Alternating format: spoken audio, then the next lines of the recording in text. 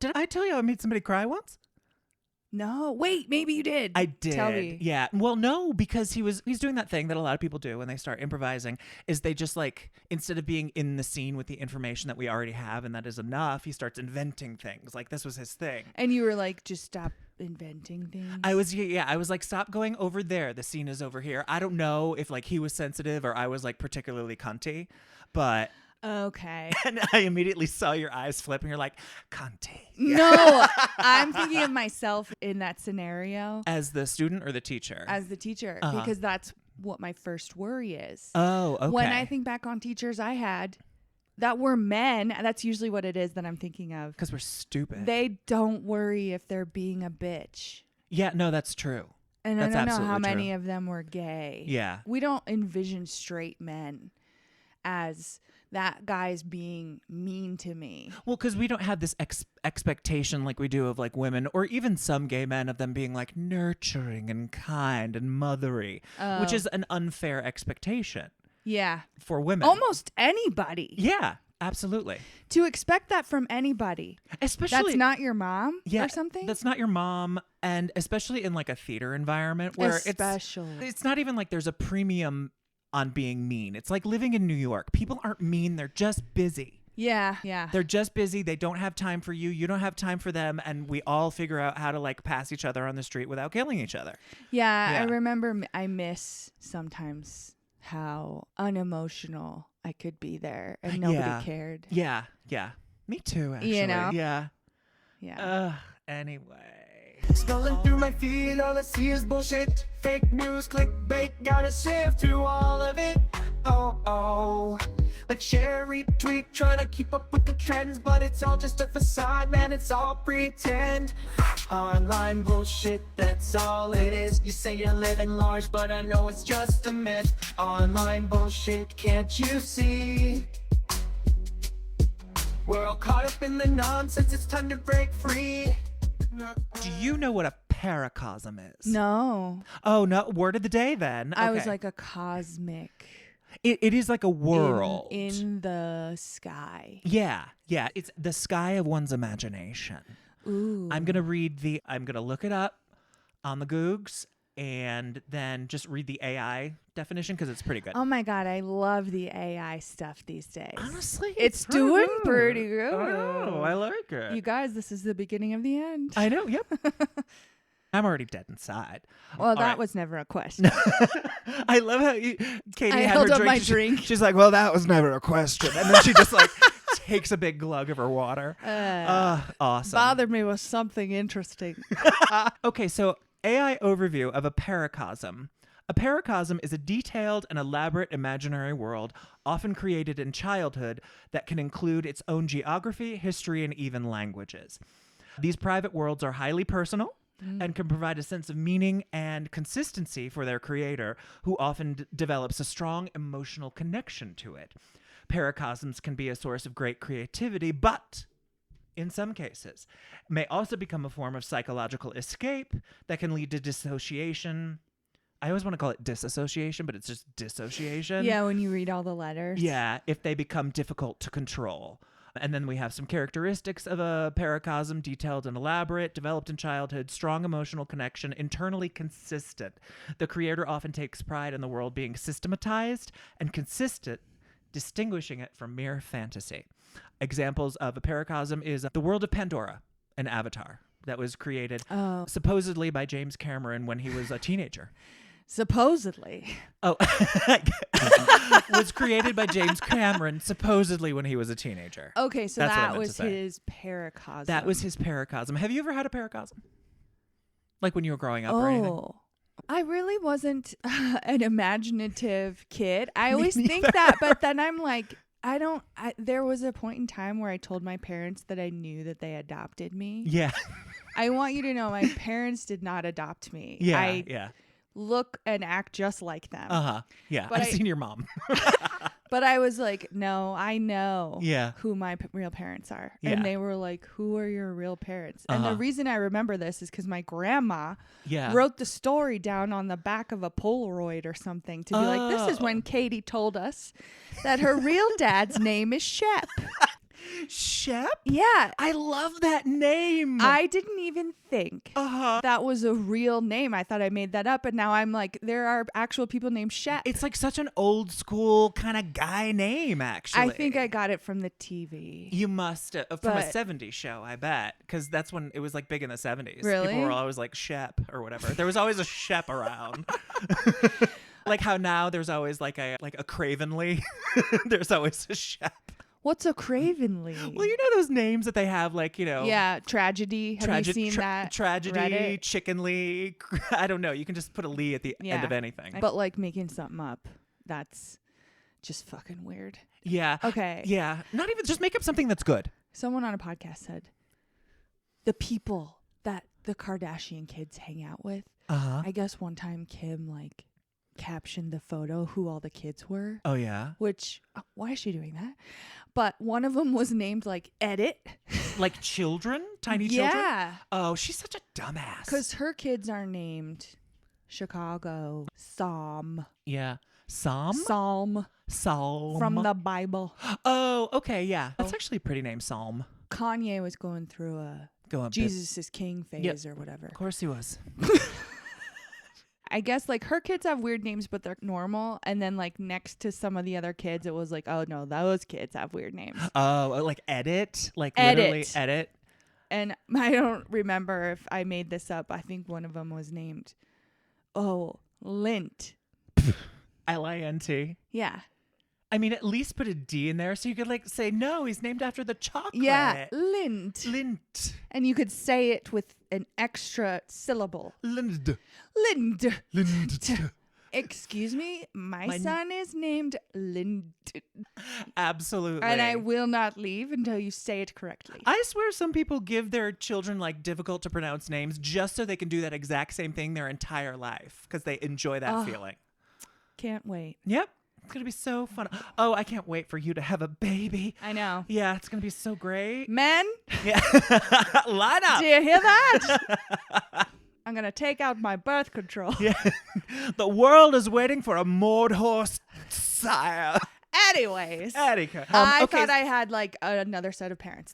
But it really was just, I think it was like my first improv scene where I don't even remember actually thinking this thing, just maybe trying to make them mad. Yeah, I You love know? how your paracosm was an emotionally manipulative alternate childhood. Yes. That's what I'm down for. Yeah. Yeah. Like, even if I really did have one, I guess I forgot because no memories now. Yeah. Yeah. This is the wages of a difficult childhood. Yeah. Amnesia. Well, look at the satanic panic. You never know. You never know what you went through in childhood till you do hypnosis. True. Michelle remembers, and so does Pepper Trevor. Okay, another time for Michelle Remembers. I do think we should talk We about should that. absolutely talk about Okay. that. Okay, so that's the definition of a paracosm. The reason we're talking about this will become clear. Also, I wanted to read a little bit before we begin just about something that's related to a paracosm, which is called maladaptive daydreaming. Oh Have you my ever heard of that? God. Yeah, well, sometimes these words come across TikTok and there's something that sounds like that, and I don't know if it is that word. Yeah. But you'll hear it and you'll go, "Oh my God, I do that. Does that mean I have a problem?" Yeah, yeah. It's part of where a paracosm Yeah. when Okay, it yeah. becomes maladaptive daydreaming, that's where your paracosm, if you have one, if that's how it manifests itself, becomes a disorder. Right. And makes That it hard. makes sense. So here's maladaptive daydreaming is a behavior where a person spends an excessive amount of time daydreaming, often becoming immersed in their imagination. This behavior is usually a coping mechanism in people who have mental health conditions like anxiety. For some people, this behavior disrupts work, hobbies, or friendships and relationships. And it does tend to affect, who does it affect? J.K. Rowling. J.K. exactly, yes. Most of what you've talked about just makes me like, Where she dreams that there are no trans people. Well, Harry Potter, the whole world of Harry Potter specifically. Yeah. I'm thinking. Then if you look, someone pointed out, Uh-huh. there are quite a few scenarios in the books where they are basically cross-dressing. Oh, interesting. And then yeah. I should show you a clip at some point where she's talking about how her parents thought she was going to be born a boy. Oh, And so her whole life, I think they told her that. okay. And it's like, maybe all of this is really just like a deeply rooted core wound. Oh, no. And makes Harry sense. Potter, the thing, Yeah. is her paracosm or whatever, because she really wasn't going to live in reality. Yeah. Who wants to do that? Yeah. Especially when you and- can make billions off of your imagination. Yeah. Yeah. But now I think any rich person, Uh-huh. when they get too rich and have nothing to do, they just can get a little obsessed with one thing, and it's like maybe we're starting to see why. Yeah. Yeah. They start to fester Yeah. over because they have, nothing else going on. Also, it's interesting, just to follow the J.K. Rowling track a little bit, how she has chosen as her like avatar in the world that she's created a Yes. young man. Oh, yes. And so I wonder if like maybe there are some gender dysphoria within her Yeah. that she's in huge denial about, and that's why she feels like So strongly. male to female transsexuals are somehow threatening of her tenuous grasp on her own gender identity. Oh my God. Print it in a book. I will Call somebody. and then I'll get sued for defamation. But not really. She's a public figure. It's really hard to prove defamation. That's true. So paracosm, maladaptive daydreaming, and I just wanted to throw those out there to think on as we go forward with the tale of Audra Winter, who wrote a book called The Age of Scorpius.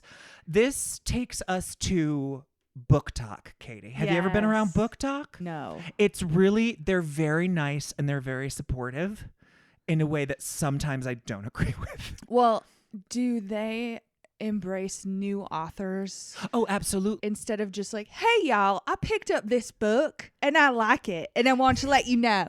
Yeah, Brittany is a very avid part of BookTok. Yeah, Britney Spears and Nancy Grace. Who killed Ellen Greenberg? I wrote a book about it. Has anybody read it? It seems to be like the core of BookTok, as far as I can tell, is authors who are into like fantasy, dark romance, dark fantasy, romantasy. I see. Court of Thorns and Roses. Yes. That seems to be like the patient zero Yeah. of what BookTok means. And so it's a lot of people. Most of them are writers who are self-publishing. And so that's like, Right. it's the support for that. So it's not just like a book club. It's people who want like read and write books in these genres. Yeah, and you know. they're like, I'm into this genre and I write for this genre, and I'd also like to point out other people who are good in the genre. Yeah, exactly. And the thing is, there's recently with BookTok, there's been a bunch of different scandals, which I think is stretching their ability to be supportive in the way that they want to, because I can't tell you how many videos from BookTokers and BookTubers that I saw about this, where people were like constantly, was like, I don't want to be mean. I was like, I don't want to be a bitch. I was like, I want you to do it. Yeah, you're here to talk about a bad book. Yeah, but I don't think this is like, they really do want to be supportive. So it's very like, It's not a trash talking group. It's not like us is what I'm trying to say. Right. So like, we're not going to be as nice as BookTok people. I just want to tell you that Welcome to this side of the internet. So Audra Winter is a young author. It is a pen name. Okay. She has a different real name. She's a naturalist. She's like a forester, a forestry person. Or does she like forage for her food? No, not like a survivor. She's like one of those people who's like, let's go on the bus, everybody, and I'll take you on a hike. And Yeah. she'll like point out the natures. The Okay. natures around. She'll be like, do you know what that plant is? I do. Yeah. And they'll be like, what? And she'll be like, I know. I didn't say I'd tell you. Exactly. So she's 22 years old. Oh, and yes, a baby. she is a bebe. And she has been working on The Age of Scorpius in the world she calls the world of Guardian. Get ready to hear that ad nauseum, because she's constant. You'll see. Okay. And she's been working on this since she was 12. And so one of her big sort of talking points, I would say, is that she is a writer with 10 years of experience. Uh-huh. She has expressed her desire to write exclusively in the world of Guardian. Now, so some of her early TikToks are like she's been on TikTok since 2018. On 2021, 2022, her content about her world and her planned book start to go a little bit viral. And this is the first one, and she will explain a little bit more about Guardian. Oh, okay. Which Because I did want to know. Oh, yes. This is like the first one that went viral with 1.4 million views. Holy shit. No, and honestly, it's like she either has this insane view count or it's like 1,000 people. I don't understand it. I feel like that's common. Is that okay? All right. Even At among least people who I are think viral? It's probably right now the way TikTok is. Like, I would imagine when she first got 1 million views, perhaps she got a lot of views on every video after that and was gaining a following. Now I just hear so many TikTokers be like, man, I can't get any views. Yeah, no, it was the reason we're talking about this is because it does come into play. The fact that like her views have been like spiky. She'll get a big amount of views and then like not so many and then more, blah, blah, blah. So she's dealing with that too. But here is an intro into the world of not Giardia, which I always want to call it, but Guardian without a U. I see. Yes. Hi, my name is Audra Winter, and I'm the author of a young adult fantasy novel about the zodiac signs. I have worked on my high fantasy world for over 6 years, so here's an introduction to Guardian, my world. It's pretty cool. Everyone in this world has magic, both dependent on their zodiac signs and their parents. Here's a super long and detailed explanation of that. The world's government system is called the Stellarium, and there's one Stellarium for each sign. There's also one designated union for every sign: conviction, societal, insidious, and autarchic. Each of these unions occupies a different part of Guardian with their own respective cultures. Can I just tell you? Yeah. I don't like her. She's really annoying and smug. I'll no, just keep going. No, girl. Honestly, that's going to be a lot of what we're talking about. Yeah, just keep on going and we'll talk about it. And I see get it. her name, the world of Guardian. Although each sign also has a culture of their own. The Age of Scorpios, my debut novel, features a Scorpio Akira who seeks to reverse a code Scorpio is required to follow. And here's what it is about right above. If you're curious to learn more, I am currently querying the Age of Scorpios to literary agents, and you guys can help me by spreading the word. Thank you. Okay. So she's annoying. Tell me more. Her way of making videos, which is to have a voiceover explaining everything, and then show pictures that perhaps she drew, pictures of characters, pictures of the area where they live, etc. She just puts on the screen and then shows herself pointing at it and looking smug. Oh, she does.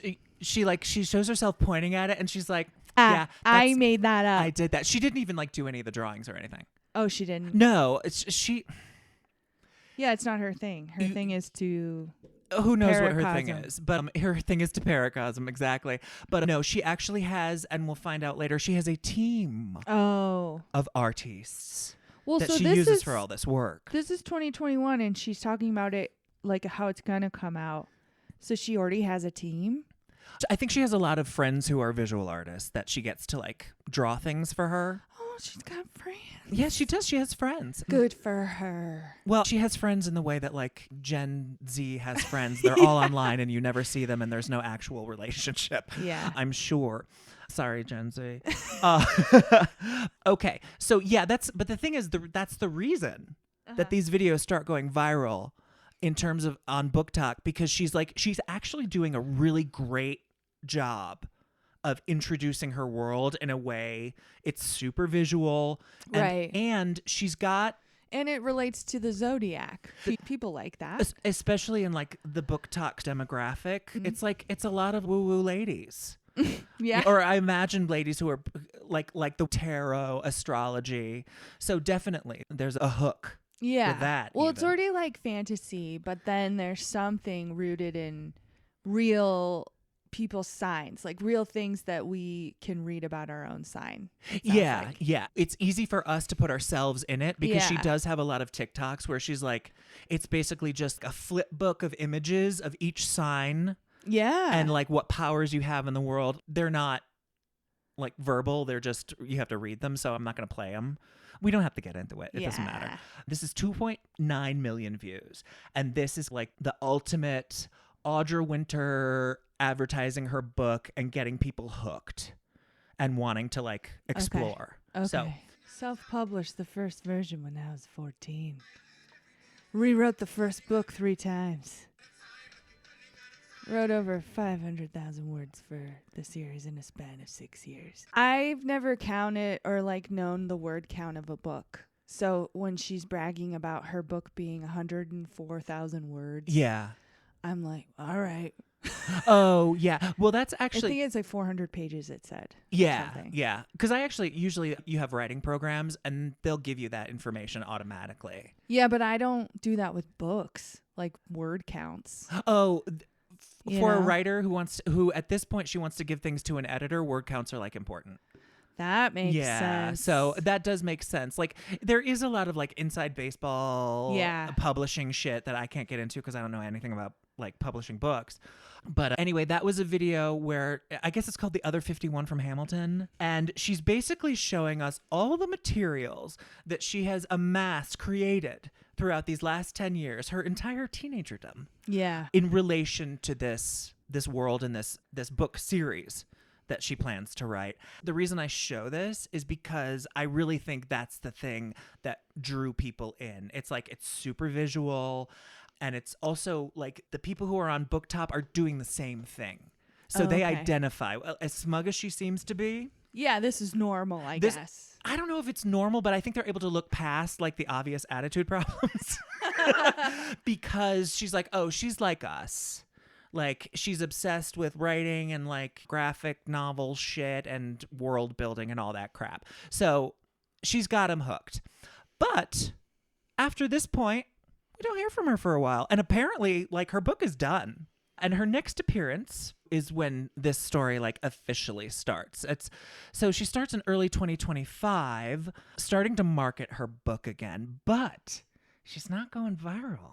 Oh. Like she was back in the glory days. Sure. Can I see how many followers she has? Oh, yeah. Here, I'll get you TikTok. 153,000. Oh, okay. And she was very full of herself about that. But after taking a few years off, obviously the attention drops off.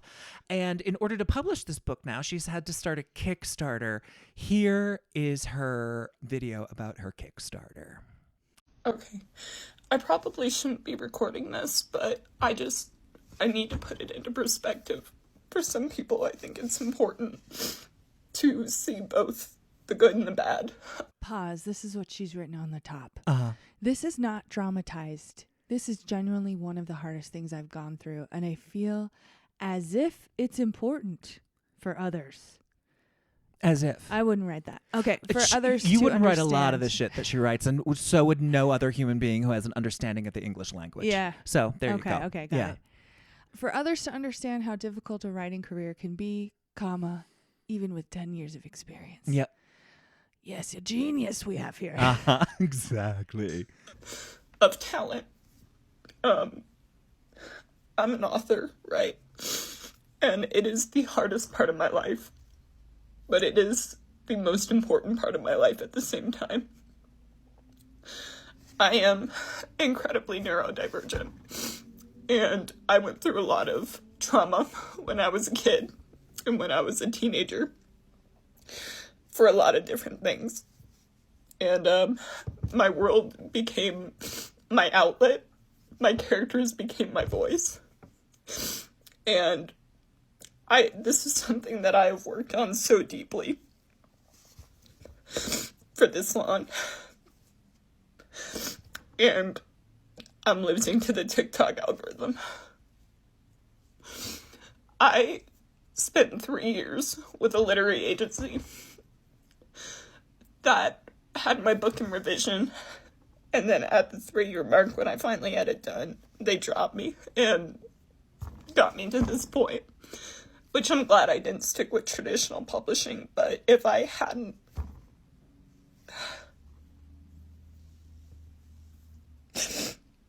I don't think people realize how difficult it is. I can get comments on every single one of my videos saying, when is this book going to be published? And I have been for 3 years now. And, I wish, when I can finally give an answer, I can't get to my followers. My Kickstarter has 26 days left, I cannot publish my book without it because I am a college student and a tour guide who cannot afford to properly self-publish a book in the way that I want to and the way that I feel like my world deserves. And I feel like it would be doing it an injustice if I didn't. And if I don't make it, I'm back to square one. Like, if I don't make it, I have to put it aside and work on the rest of the series and go back into silence.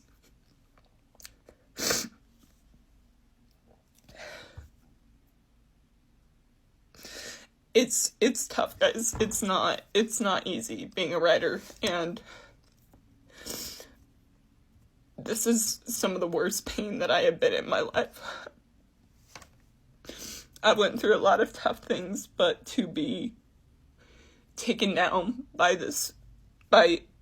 things that are out of my control, and to be told years and years by writers communities specifically, when you have a failure, you're encouraged in the industry to just start something else. And I've never been able to do that. And that's just because it means genuinely so much to me. Like, this is a world in a series that I know more than anything. If you stayed this long, thank you. I don't know why I'm making this other than to maybe just put it into perspective as to how hard it is and how much this truly matters to me.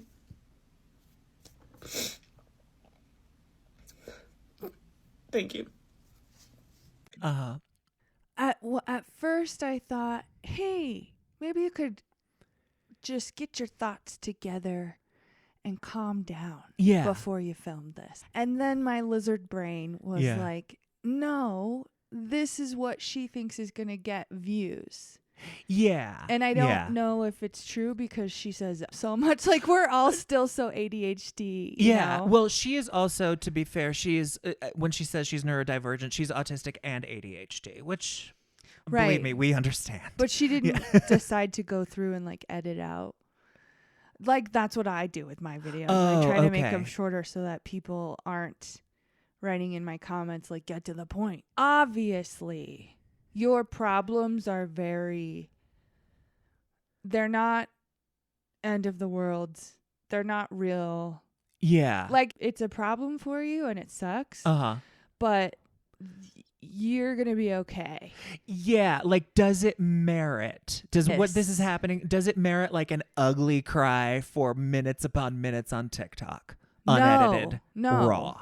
No. Not in 2025. And also, it's so weird to say that, like, TikTok's algorithm is causing you the most emotional pain you've ever been in your entire life. Well, it sounds like she worked with a literary agent and then that didn't work out. So she must be upset about the time lost because she could have been marketing herself on TikTok this whole time. Yeah. I don't know. If you sign with a literary agent, does it mean that you can't do that? Or do you have an NDA or something? I think it depends on the agent and the agency. I don't think there's like any hard and fast rules except laws. And she might have just been like, oh, I'm going to work with them. They're going to market my book. Yeah. You know what amazes me though, in terms of like my tour that I've had through BookTok, she said that she was with a literary agent and she was in revision for 3 years. And I'm immediately thinking this is a lie because I'm like, what do you have to revise for 3 fucking years? Right. Like, why would anybody sit on something that's done? I feel like they would just get it out as soon they as would it's be like, publishable. here's some notes. Exactly. Yeah. And so like, unless she was like, I absolutely cannot do these notes, and then she I don't know, and maybe that's why she's dropped from them too. That's the issue. You know? Yeah, she seems to have, as we'll find, some problems taking criticism. Right. So it might have been just like a real tough relationship for all 3 years, and finally they were just like, we're sick of you. Yeah. Like this is like, you've done nothing to work with us, to collaborate on this. So, but that's an assumption. We really don't know. I mean, there's a lot of stuff. Audra fibs. Yeah. I'm not going to say and she makes a lot of inconsistent statements. I'm not going to say she's like a liar in the way that we've like covered and talked about just like bald-faced liars on this show so much. But it's just, there's just a lot of stuff about her stories that are suspect and like not exactly what she's saying. So when she says she was with a literary agent, who was it? You don't know with her, and she never gives you details. She just tries to like elevate herself all the time. Oh, yeah. You know, so Kickstarter isn't working out and she's having a fucking crash out. All right. 26 days left. Yeah. But on the same day that she posted that crying video, she's also a witch, by the way. Oh. Yeah. She's a pagan. She's a Hellenic pagan, which means she like worships and works with like Greek gods. Oh. Which is great for her. But so the same day, she posts this. How it feels to know you're on the edge of changing everything and about to experience the success you've exchanged 10 years of your life for. Sorry, it's also zooming in on her face and I'm creeped out. Okay. And so I was like, what? Yeah, it's a very intense witchy moment she's having, just staring at the camera with text above her.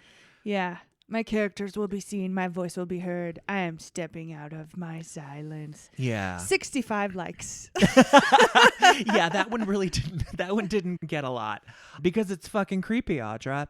Let's just say about 2 weeks later, we get this video. Hi TikTok, my name is Audra Winter. I am the author of a young adult fantasy world based around the zodiac signs, and today I am coming to you with a major publication update. For those of you who are not new to my page, you are probably aware that I have a Kickstarter up and running for my book called The Age of Scorpius. The Age of Scorpius is the first book to this much larger series that I have been working on since I was 12 years old, that I have worked in for 10 years of my life now. This is a world that I have put over 10,000 hours of mastery into. This is a world that I think of as soon as I wake up and right before I go to sleep. The reason that I put the Kickstarter out there was in hopes that I would be able to fund the services I needed for self-publishing. I want to put the most quality book that I can out into the world because I know within my heart that this book is ready for the world. I know in my heart that this is the opening. I'm taking down the Kickstarter. Not only am I taking down the Kickstarter, I am moving the Age of Scorpius and its publication date from October to May. I will be self-publishing it. It is a definite. It is going to happen, and it is going to happen by May. I am already in talks with editors. Quite honestly, I'm super honored to be considered by some of the editors who I am looking into hiring. Editors who have worked on very big name books, so I'm not gonna talk about it yet. I've been talking to cover artists, working on looking into illustrations, all of these things for years. I am investing my time not into marketing, but into making this the very best it can be. You will see that Kickstarter be deleted within 24 hours. I'm sorry for those of you that have pledged, but I can promise you that you're still going to get the book. It's just going to take a little bit longer for you to be able to reserve it. I just decided that with as much work and love as I have put into this world, it deserves every single ounce of my attention, and I can do that. If you would like to support, if you pledged on Kickstarter, or you're just somebody passing by, if you're one of my followers seeing this, you have a Ko-Fi page now. It's replacing the Kickstarter link in my bio. Looking at your face is just like you actively despise this woman. No, and I living don't for like it. her. Yeah, she's not particularly likable. And lisps. Well, no, the sibilant S's Yeah. are fucking killing me. Like everyone is like a fucking needle to my eye. How do you like that, guys? And It's fun, right? I don't know. I was just going to say, when do they decide to get you speech therapy? Her parents didn't decide that. Yeah, I really don't know anything about like her childhood or anything like that. Oh, yeah, I'm sure. Yeah. But this is going to be mean. But Well, okay. when someone has S's like that, Yeah. I know they're neurodivergent. Oh, really? And okay. I also know that they're so far on the spectrum that I can't stand them. Really? Yeah. Simply, have you heard people with like really sibilant S's like that before? Yeah. Oh, okay. That makes sense. All right. It's like the way that they hold their mouth when they speak. And I am thinking of a particular woman at work. who's Oh. like that. And all we do when we talk to each other is like trade mail. I'm like, this is your mail. Uh-huh. And she's like, okay, some of this isn't my mail. And she laughs. And I'm like, this is for your department. It is for your department. It is not for any other department. So I don't know why you would give it back to me. Did you hear that, everybody? Katie Morthorse hates autistic people. I have sat and wondered if I don't like them because I am one. Maybe. No, that's You really know what that's I mean? insightful. Yeah, it might be like Yeah, and- projecting sort of thing. Yeah, and like if you mask, right? If I had to learn whatever, I'm not saying that I'm some kind of victim, okay? I just want to say that. Yeah. But if I learned to mask, then I think what I find annoying in people like this Yeah. is that they didn't learn to do as good as I did. Yeah. It's almost Do you know what I like- mean? And I know this is wrong. I know what you mean. It's almost like, why didn't you bother? Yeah. Like, why do you think you're so great? You can just be yourself all the time, walking around, Being yourself? being yourself, not covering up the more embarrassing parts of your identity. Yeah, step into my brain. Yeah. I'm trying to please everyone. Yeah. I and mean, not act like that. yeah. Honestly, as a Gen Xer, that really is like one of the most annoying things. It's just like, why do you guys need to feel safe all the time? We were never safe. Yeah, And I'm not and saying just to like be yourself. It's like Yeah. we all learned how to be based on what was okay and what was cool and what was Yeah. unsafe. we learn like armors and defenses. Exactly. You know, and I understand it's like, it's just me being like growing into a boomer in my old age, quite frankly. No, I know. Yeah. And like things change. And Things- now yeah. they get to be themselves and everyone's on the spectrum and blah, blah, blah. Yeah. You don't have to just pretend like you're not. Yeah. But we had to actually learn how to like engage and assimilate. That's Unfortunately. That's what it seems like. Okay, one of my questions was, Okay. she's taken down the Kickstarter. Yeah. She didn't say she's giving the money back. She's not. Well, the thing about Kickstarter, I learned this from a video, Okay, is like okay. you don't get the money if it's not Complete? If you don't complete the goal. Where does the money go? I think it's like held or it's pending in people's banks accounts.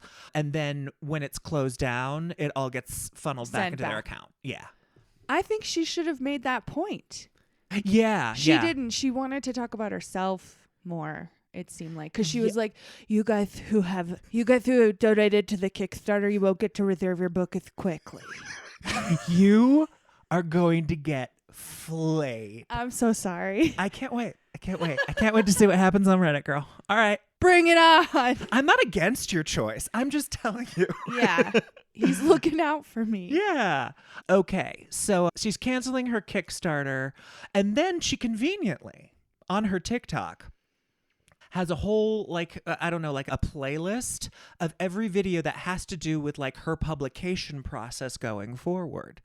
So let's watch some of them we can skip. I saw that was part of the publication playlist. Hi, my name is Audra Winter. I am the author of a young adult fantasy series based around the zodiac signs that I've been working on for 10 years, and I am getting ready to publish the first book to the series in May. Here's some things that you guys can expect from me in the next few months. It is going to be very exciting. I have a lot of announcements coming up, in fact, so many that I had to write them down. The first thing that you can expect would be a cover reveal. That should be happening within the next month, I am anticipating. I'm super excited to show you guys. The other couple of things that will probably be announced pretty soon will be the day of pre-orders. So once pre-orders open up, I am also going to open up advanced reader copies. So I will be giving some advanced reader copies out. You'll see more information on that pretty soon. I'm gonna start sharing more things from the book. Obviously no spoilers, but lines and some promotional art that I am getting. A map reveal. I have an artist working on that right now. You also will see a website that is going to come up pretty soon. I'm not going to talk about it yet, but it is something I am pumped about, and I think you guys are really gonna like it. And then last but not least, of course, would be the actual day of the release, which will probably be in late May, I'm guessing. That'll depends on my editor and how fast I can incorporate the developmental edits from my editor. I'm so excited to share who's editing my book with you guys. I'm trying to find a particular thing. I'm the author of a young adult fantasy series based around the zodiac signs. The first book is coming out in May 2025. And here are some things that I have been working on as an independent author prior to the publication of this book. I have an entire team that I built myself and that I finalized yesterday. I have had to go through 500 art portfolios in 3 days. Some of the art pieces that are in progress and that I've been seeing the progress happen, landscape art that I'm going to start showing pretty soon here, of different places in the world associated with different zodiac signs, emblems representing the 4 unions. The cover is in progress. I will make a video of my reaction to seeing the cover. I will probably cry. The map is also in progress right now, which I am really excited about because I'm just happy to have a reference after this many years of this all being in my head. My developmental editor is going to start looking over the book. I have been editing 24/7. You'd think after 10 years I would give it a rest and just hand it over. No, I have a lot of respect for my developmental editor, and she's a really cool person who's worked on really cool things, and I want to make a good impression. After my developmental editor goes through it, I'll be making some edits myself. Following that, I have a copy editor as well, who is going to go through the book again. And then after the copy editor, that is where the proofreader and formatter comes in and basically turns it into a really cool interior. I'm going to be entirely honest with you guys. I calculated the final total the other day. 10,000. The total what? I don't know. I have no idea. But she sure likes her numbers. It must be $10,000 because she's talking about all these people, right? I don't know if This she's... person's going to draw this and this person's going to edit this. Oh, maybe it is $10,000. I calculated the total the other day, 10,000. Okay, so just to reiterate, we went from on February 2, she's crashing out over the algorithm and her Kickstarter. Now it's February 19th. Now it's February 27th, and she has a team. A team. She has a team. Well, she looked at 500 portfolios of art. She looked at 500 portfolios, and she's working with, according to her, the developmental editor of the Hunger Games. Oh, really? This turns out to be a fib. Yeah. But not a lie. It's weird. Well, I'll just tell you now, who she's actually working with is not the developmental editor proper of the Hunger Games. Yeah. And a developmental editor is like somebody who's like, they do the long game sort of edit. Like, this is where your story needs to go. These are the elements you need to put it. It's not like this word is wrong. Yeah. That's your copy editor or your line editor. Right. So usually the situation is going to be you have a developmental editor and they're like, here's how we can improve the story and the characterization. And then your line editor goes in and is just like, okay. It's like a scaffolding. Yeah, and it's like the line editor does grammar stuff and is like making sure that your sentences say what you want them to say. And then the copy editor is just like, this line is off by 0.2 centimeters or something like that. Yeah. So that's how that works, because we're going to be, honestly, I know it's boring, but she does talk a lot about like process. Like this whole list, there's going to be another list. I see where maybe this is going. Where? At the end, it doesn't seem like she had anybody. No editing.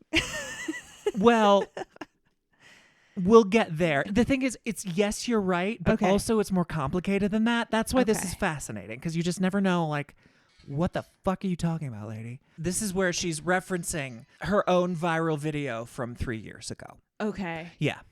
Hamilton wrote the other 51. Hello, it's me from 3 years later. This book is going to be published next month in May, late May. And you can get it now, signed hardcover copy on the TikTok's shop. I've linked that below. But also, as soon as the cover is finalized, it'll be going up on Amazon for pre-orders.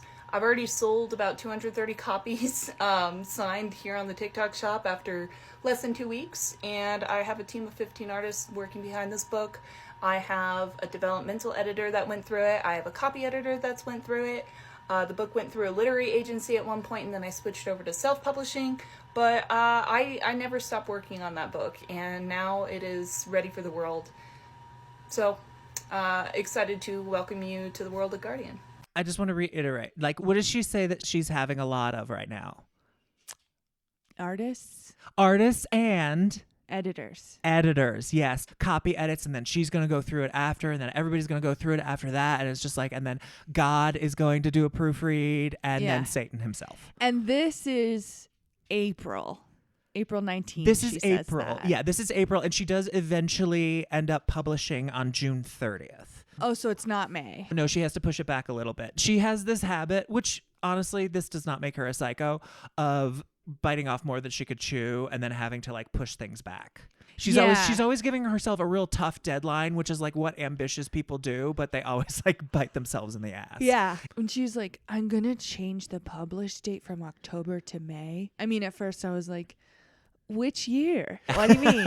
And she was like, I'm going to make it shorter because that's going to be better. Yeah. And I was like, it is? Yeah. Okay. Yeah. Wanted to give a small update video for you guys because this app has literally flipped my life upside down in a matter of a week.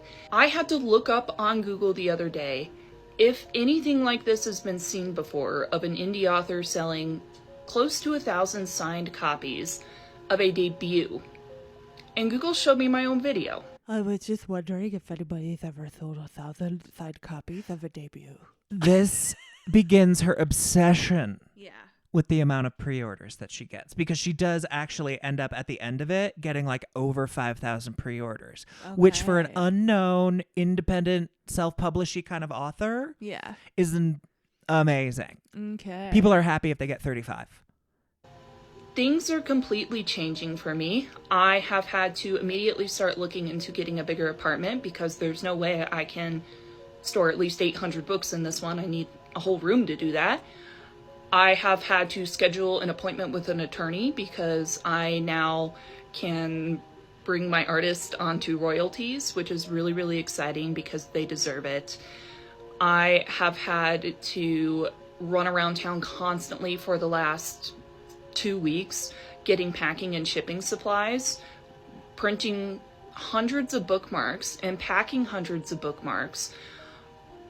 What's with the bookmarks? Okay. I was just thinking, I have to explain something about Okay. how she is doing this. Okay. Okay. So what usually happens when you have an indie author with a book, when they're ready to print and publish, they go to like one of those places that print on demand. Or they sell it through Amazon, which does a print on demand thing, and then they take a cut. What she decided to do was to print a large amount of books herself and sell them through the TikTok shop. What this does is this gives her way more of the money from the book, because for her to print one of those books, it costs about $4, and she is charging $30. So she gets all of that revenue. Now with the pre-orders, since she's doing it on TikTok shop, so that I believe that the money can come through to her account, she has to say that order has been fulfilled. So the bookmark and whatever else like little swag she's giving is like she sends it out. she sends it out. It's a promise Yeah. for the future book. She gets to book the money, Right. and then she's got to send it out to them. But for TikTok shop, it's fulfilled. And then she gets the money. And then she gets the money. So if she had never sent the book, that order is already fulfilled. She gets to keep that, Right. according to TikTok's terms of service. In the way that she has it set up. Yeah. So, but what she's done, since she does have all of these pre-orders, she's amassing thousands upon thousands of dollars. And she has to get a bigger apartment. She has to get a bigger apartment. Don't make me do it. Don't make me do it. She has to get a bigger apartment. She has to like hire a team, and at this point she starts calling herself, I'm just going to say it, an entrepreneur. Oh, she says it weird. It honestly, sibilant S's, an entrepreneur. It's entrepreneur, Audra. And she says it so much. She's like, and then like all the BookTok people who do like videos about her are pronouncing it the same way because that's how she pronounces it. And I swear And to they God, they're not being like funny about it. they're not being mean like we are. Mean and like super awful. So yeah. Entrepreneur. I am an entrepreneur. Yeah. N-E-W-E-R. Yeah. Yeah. Oh, you know what she has? What is the R? The Oh. crunchy R? Crispy R's. Crispy. She got some crispy R's. Crispy. All right. So let me just see if there's anything more of interest. I've got another huge announcement. sorry. I love it. I know. I do. I've got a huge announcement related to this question. I'm currently at my job right now, which is why I have my hand over my shirt. There's a logo that I don't want you to see because I will not be working at this job for much longer. Off of pre-orders only, I have sold almost enough books to have a career starting as a full-time author. 1,500 copies of that pre-order have been sold in 1 month. 1,500 times 30. If it was just 1,000 times 30. Well, it should be 1,500 like by 25. If she starts charging 30, she's got like it's about a $5 print charge for her. So I think it would be like 25 would be what she's netting. Okay. Yeah. Let's do it. $37,500. $37,500, and she ends up selling 5,000 or more than Right, 5,000 for pre-orders. And that's great. Yeah. But right now, Audra, this isn't a very good yearly job. That's all I'm saying. It's No, like, no. You She's- shouldn't be looking at it like this is going to keep coming in. Can I show you one of her responses? Yeah. All right. So this is a response to a TikTok post she made on 5/13. I can't remember which one it was, and it doesn't really matter. I'm calling this the 5/13 snotty answer. All right. So for this TikTok, she was answering the question, replying to Sierra's comment. This cover is so stunning. I would love if there was an option between the finished one and the mock-up because it's so uniquely gorgeous. But Sherry Silverfox has a comment. She's like, sweetie, like you said, don't give up your day job until you have 10 books out. First sales are amazing, but not sustainable. So you nailed it. Yeah. And then Audra responds, the $80K in profit I've made says otherwise. Yeah. Oh, so okay. Well, so she has a place to make donations too. She says So- profit, though.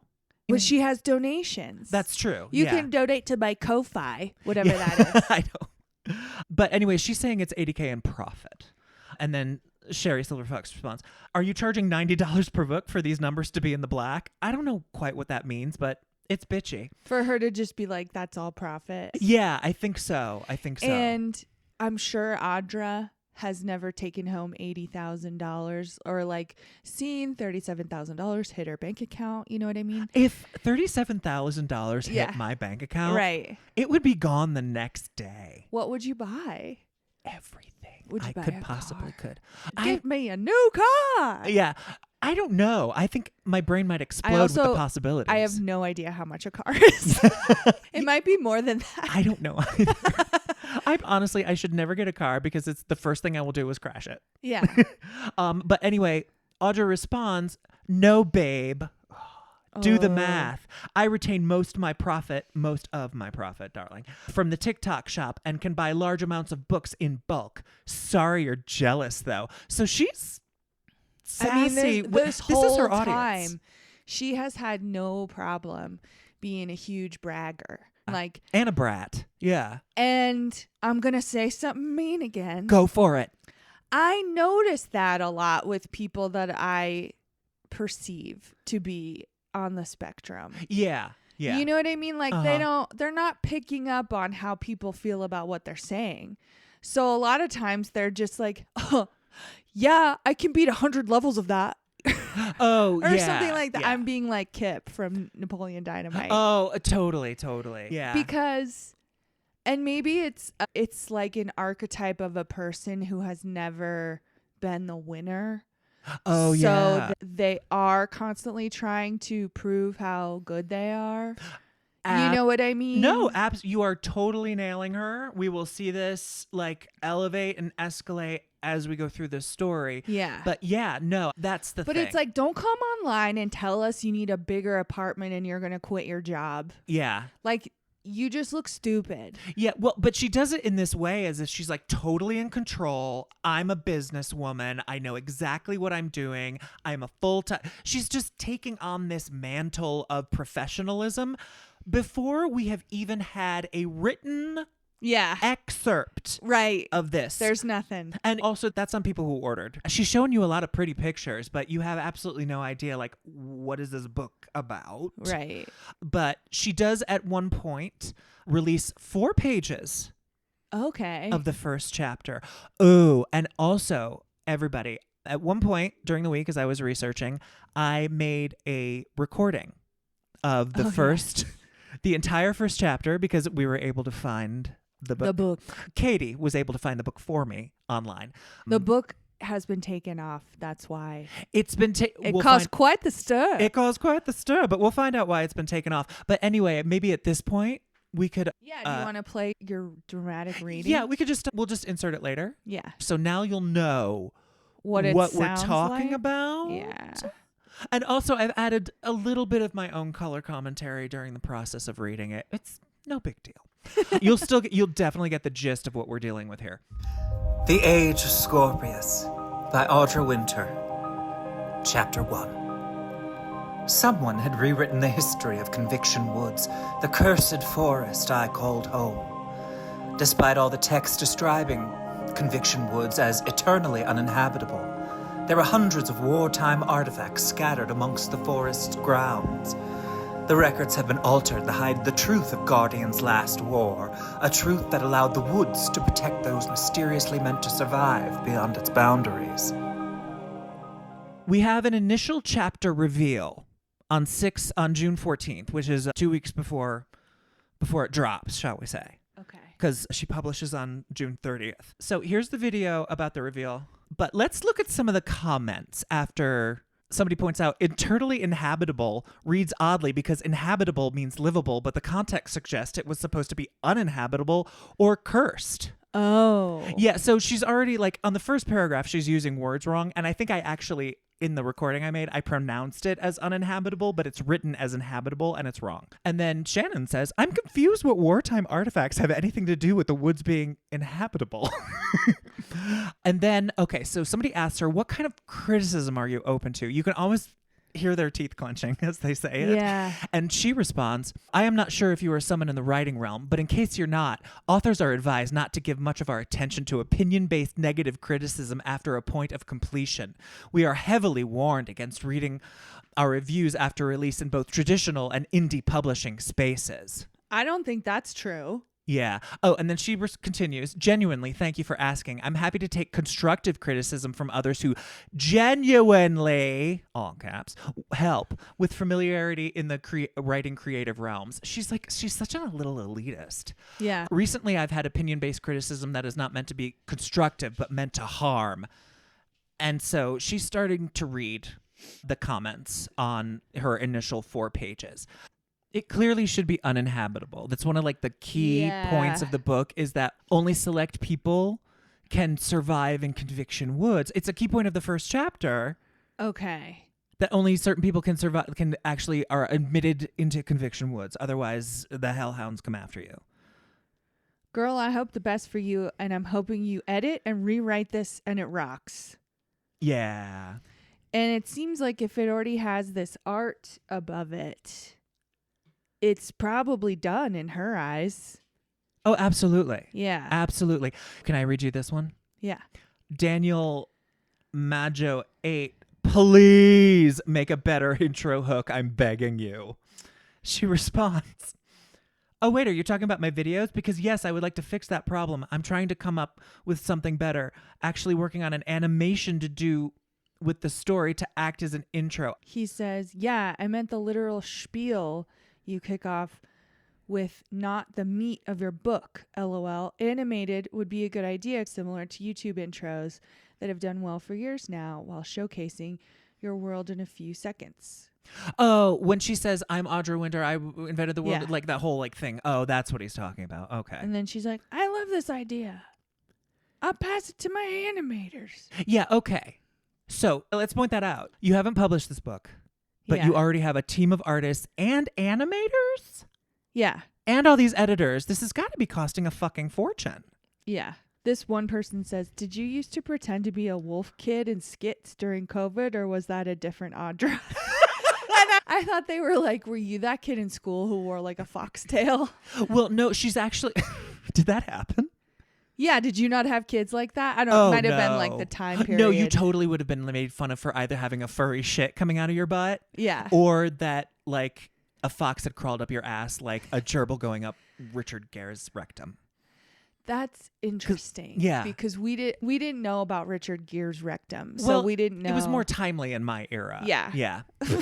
By the way, everybody, Richard Gere stuck a gerbil up his rectum and it died. And he had to go to the ER. Yep. And that is an urban legend. Yes. I'm surprised NT Lawyer hasn't jumped on it. He has. Oh, of course he has. I was like, what are you talking about? I know. Of course he has. I thought it would have been old hat for him. Anyway, okay, so there are, now that we've released these 4 pages. She really should have put some pages out earlier.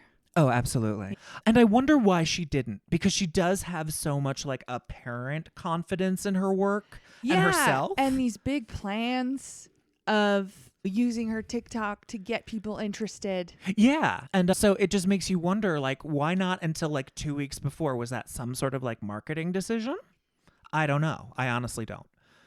Now it's released.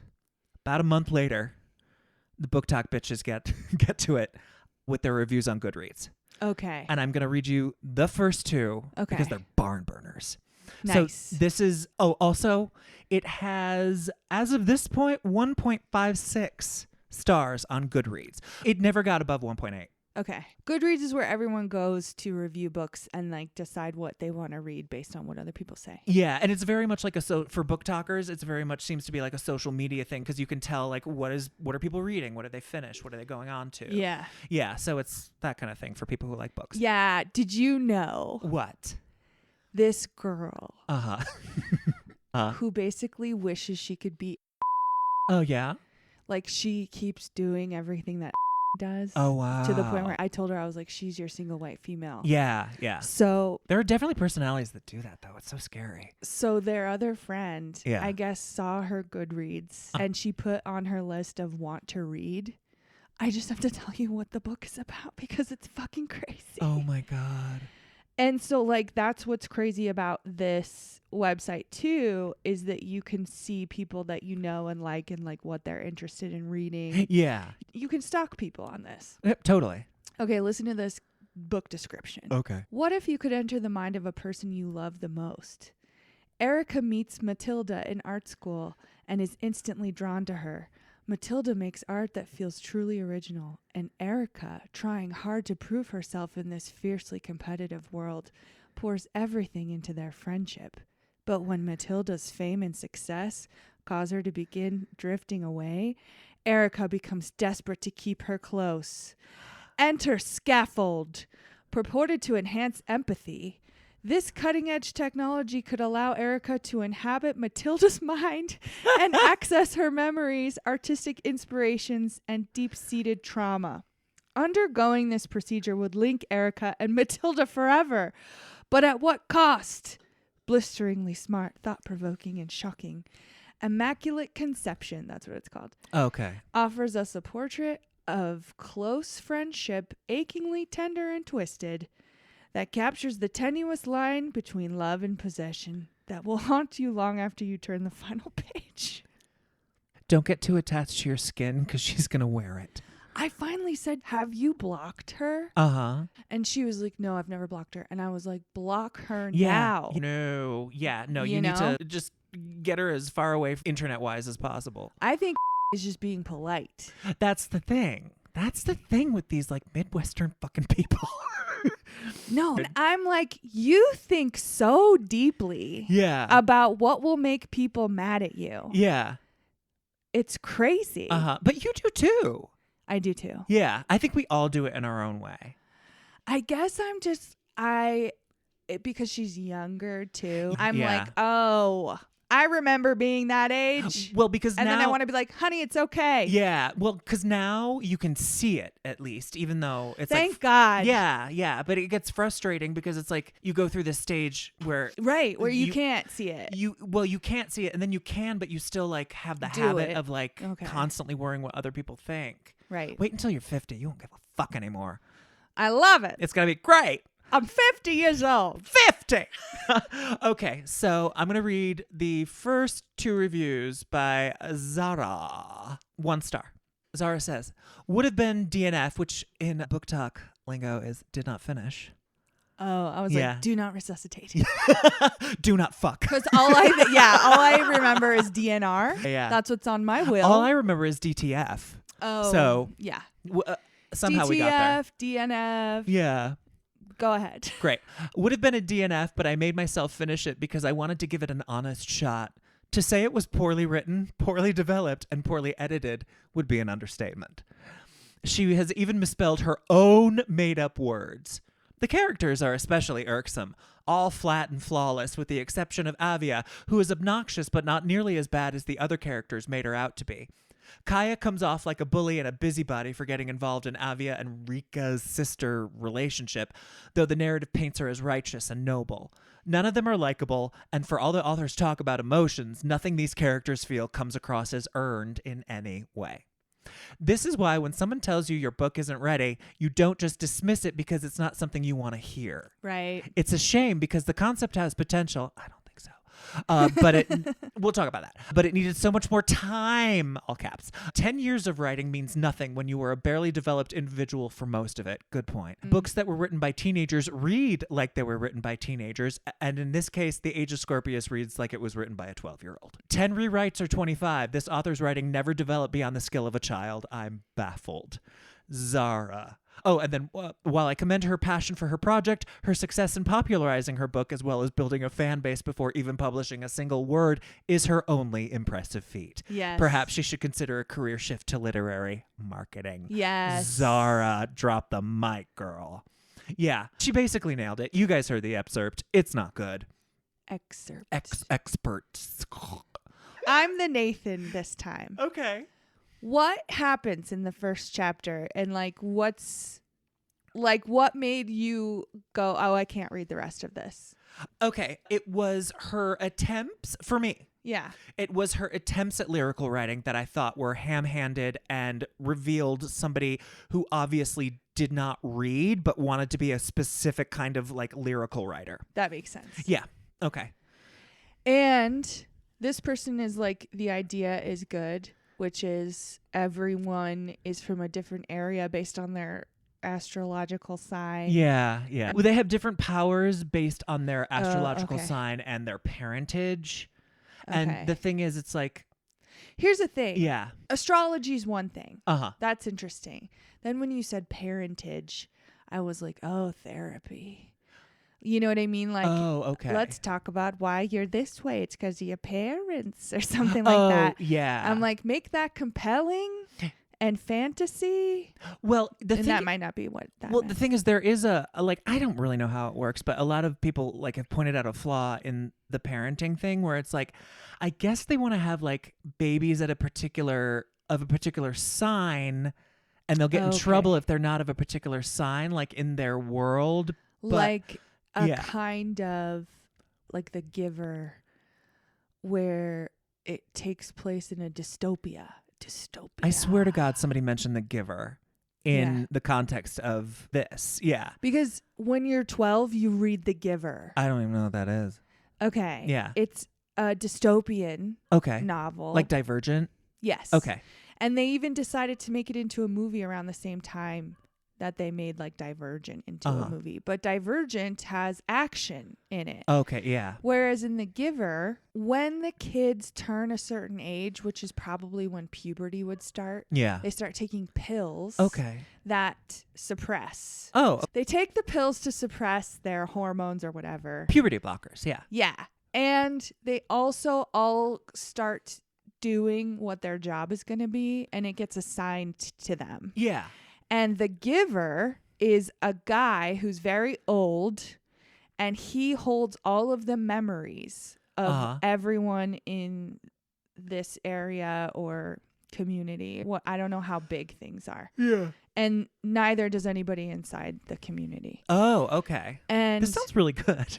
It is. Yeah. And the main character is a boy, and he gets chosen, hey, you're going to like take over for the giver. So his job is to go learn from the giver. Oh. So I think he has to stop taking the pills. Oh. Because he has to hold emotion. Like everyone is getting like all of that shit suppressed. Yeah. And he has to experience it and experience everything that happened in history before that is like depression and war and all this terrible shit. But doesn't have any tools because they've grown up not like in an eternal emotionally and they don't want repressed anyone childhood. else to feel these things. Oh my, well, no, that's interesting because part of in this book, the Scorpio code is that you can't ever feel anything. Yeah, so she just read The Giver. No, it's basically, it's a lot of people are like, it's super derivative. This is not terribly It's unique. like many other books that you read at that time that probably shape you. Yeah, know? yeah. But being so young and not really knowing why she found those topics interesting, I'd say. Not having a lot of time to reflect. Yeah, and that does, as Zara the reviewer said, that does also reflect the fact that she was so young when she did this, because usually what happens is when you're starting as a young creative person, you mimic. Yes. That's how you figure out what you like, who you are, how you want to express yourself. Brittany. Yeah. And her accents. Exactly. Yeah. And whatever.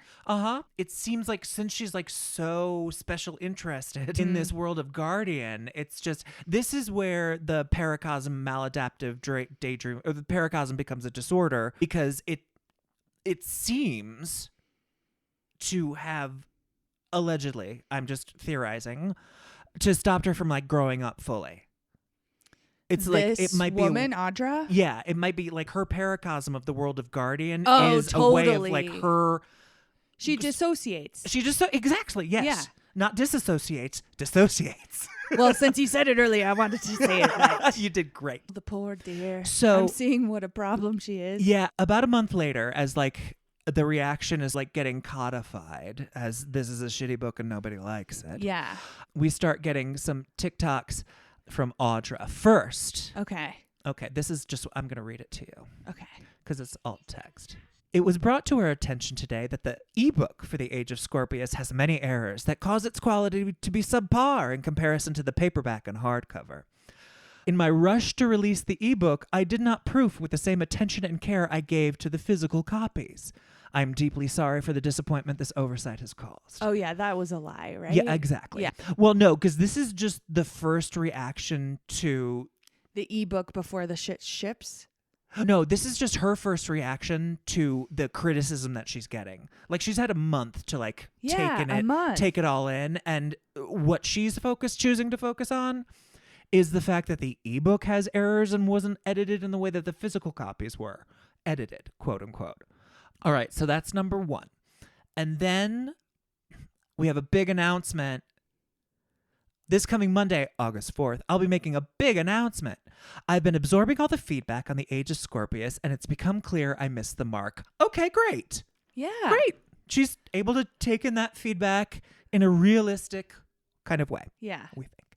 My team and I are cooking up a way to make it right. I'm determined to make this book the best it can be. Until Monday, I'm staying offline, blah, blah, blah, blah, blah. It's more text. So, okay, great.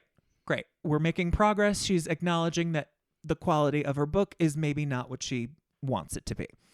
And then this is her announcement on August 4th. My name is Audra Winter, and I am going to be redoing this book. Don't make fun of her eye makeup because you'll make me make fun of her eye makeup. My entire life flipped upside down. Well, she's rich now. She wants us to know. She is all glammed up. I absolutely lost sight of what was most important, and that was delivering my voice and my story in the best way that I could. I did myself an injustice, and I did my story an injustice, but I don't give up. I especially don't give up on the thing that matters the most to me, and that is storytelling and bringing other people joy. So here is what I am doing to make that right. We're re-releasing the entire thing. I have taken the feedback and the criticisms that I've received, especially in the past week, and I have discussed them and processed them in this time that I was not on the app, and I genuinely so badly want to make this the best that it can be. I am recruiting a copy editor and a proofreader from my audience. This TikTok is so long. Oh, is it? Yeah. Yeah. Do you know what she says, or is this honestly, I think we have to go through this one. Okay. Because it really does illustrate a turn in things, I think. We'll see. If it doesn't get there by the halfway point, we can stop and go to the next one. Yes, so she's long-winded. people that are watching my dialogue. So literally everything, Audra. Literally everything. And she needs all new editors because she didn't have any to begin with. But she said She had a No. developmental editor from the Hunger Games. Well, I think we can tell from reading it that we didn't have anybody. Yeah. You know what? That's the thing. It's hard to tell if she Like, did have these editors. Unless she found somebody on Fiverr or something. You know what I mean? That could very well be true. Like, she Or- found somebody that she didn't really know anything about them. And But from reading the first chapter, even a basic copy edit would have caught, like, there's many literally words things. missing. There's Yeah. misspellings. It's really just, it's bad. It's amateurish. And I don't know. It just seems like she's performative, you know? Absolutely. Yeah. And so for her to say all of this now is really interesting because she doesn't really seem to clock what she said in the past. Or does she eventually say, No. "Now I know I said I had all these editors." No. At this point, it's interesting because, like, more and more of these fibby inconsistencies start Yeah. popping up. Yeah. So, yeah. And also that developmental editor from the Hunger, she was a developmental marketing editor. So she wasn't actually on the book. It had something to do with how she was Marketing it. maybe like, you can write this so we can market it better. I don't know what that means. How but do we even know that she used that person? we Like, don't. Who said, "Oh, it was the marketing developmental editor"? There's a creator on YouTube, a BookTok. Her name's Meredith Navaco, and she actually did Okay. like figure out who she had used, who this developmental editor was, Yeah. and another editor that Audra used, and she contacted them, and they said she was very nice. We read the book. We gave her notes. Okay. Like, they have no responsibility Right. for whether or not Audra decides to take those notes. Right. And I don't think Audra did. I don't think Audra takes criticism well. I think Right. Audra's a fucking control freak, and she's like, it's her way or the highway. Yeah. So when she's like, "I want people to audition for this and put as many marks all over everything as possible." Yeah, and she thinks this, like, I don't know, what did she make, like $200,000 from the 5,000 pre-order? I don't know. That is what she's basing this business on, is, and she all will, this money. yeah, and she'll say, she's like, and I created a 6-figure business as an entrepreneur. Now she sounds like Janice from the Muppets. I created a 6-figure business as an entrepreneur. Well, she looks like Janice when she talks because she's so like stick up her ass that she might as well have like her eyes closed. Yeah. But I was thinking, I just felt like, wow, what a great way to get engagement on TikTok. And be like, "I'll fucking edit your book, you fucking this fucking piece of shit." Well, that's the thing. People also, after this came in, people advised, like, after this TikTok, people advised her, it's like, don't get an editor from your audience. Right. Like, find a fucking professional to do it right. Yeah. Because What's this is been the problem. happening? Right. Yeah, I think she gets it edited and she doesn't take the edits. Right. Yeah, it's That's so what weird. it seems like. It's so weird. It's just like having the, So like, she's a famous like, editor. "I know, I'll just get a new person." Yeah. I don't know how she expects it to be different if she's literally going to do nothing. I just think that's common for young people, and there's always this like, "Well, I didn't like that, so I bet I could find somebody that I like better." And it's not really, it doesn't really think or look into the problem. Yeah. It's just, let's move on, and I'm not really going to look inside at whatever it is that I'm doing wrong. No, absolutely. And I wonder, honestly, okay. As I was growing up, I knew very young what I wanted to do. I started taking singing lessons. I was doing acting. I was doing theater and everything. And in that environment, when you're a young professional or semi-professional, like I said, you learn to take tough notes real fast. It's just the way it is. You have to. It's a time thing. Nobody has time to coddle you. You need to get up there and do it. Right. And do it in a certain way. Right. So it makes sense. And I understand that sometimes people from other art forms, and I feel like writing can really feed into it, like they don't have that sort of quote unquote tradition of like tough criticism. And you can write yourself into a self-loving stupor if you never show it to anybody and think you're a genius for years 10 and years. years. For 10 years. And if you never, like, the thing is, as a performer, people are telling you. Like you have no say in whether or not they tell you anything. Yeah, as a and writer, the art you don't. form is performed in front of people. Yeah, so you get that. Like with improv, it's just immediate feedback. They laugh or they don't. Right, you know immediately. Yeah, and that's how you learn, and you learn pretty fast if you perform a lot because it's like a natural thing. Right. It's a Pavlovian response. Right. You get funnier because you figure out what makes people laugh. But she has not done that. But part of it is it's also, am I wrong to think like maybe it is a generational thing? No, I don't think you're wrong. Okay. Because why do they say all this shit about, like, because you and I don't have kids. Yeah. We're not really hanging out with Gen Z or whatever gen it is that we're saying has helicopter parents. Yeah. And yeah. I think they said about millennials that we all got participation trophies and like, that's fucked up. But now it seems like parents aren't parenting. Okay. That's what I hear. Uh-huh. And look, I'm not speaking from experience. I have no idea. Yeah. But now I think like as we move forward, I think like that was a problem. Now everybody's parents has an iPhone. Yeah. And it's like they're looking at their phone instead of looking at their baby. Yeah. Yeah. And then I don't know if then, because what I hear from my cousin who's a teacher is that like a lot of behavioral problems, which means not a lot of parenting. Yeah. Yeah. Which then I think if you go to certain schools, it's like, what we do at the school is make the parents happy. And it's not educate to the best of our ability. Yeah. Yeah. And I don't know, but it seems to be a pattern of what we're seeing. Yeah. But I'm just seems seeing like it. Yeah. I feel like I'm seeing a lot of young people who cannot take criticism in any form, who cannot cope with bad feelings. Exactly. And I just like, what is this? I feel Well, like everybody's raised to feel like they're special nowadays. And it's like everybody's special, but nobody's special. You know what I mean? Yeah. I don't know, because when I was in school, everyone was taking AP classes and it was like, you got to kill yourself so you can go to college. Yeah. Yeah. And it's like, That's very much a millennial thing, I noticed. Okay. Yeah. Yeah. Because I'm like, how would we just go so directly opposite to that? I don't know. Oh, well, no, Gen X, we were angry, we were apathetic, we didn't want to work for anything. Like, because we were just like, we actually had it pretty easy. Yeah. Before 9/11. Okay. Like the 90s were like, the mid-late 90s pretty were cool. pretty great. Yeah. Like they were boom times. So I think it was more like a sense of apathy in terms of like, well, what do I do?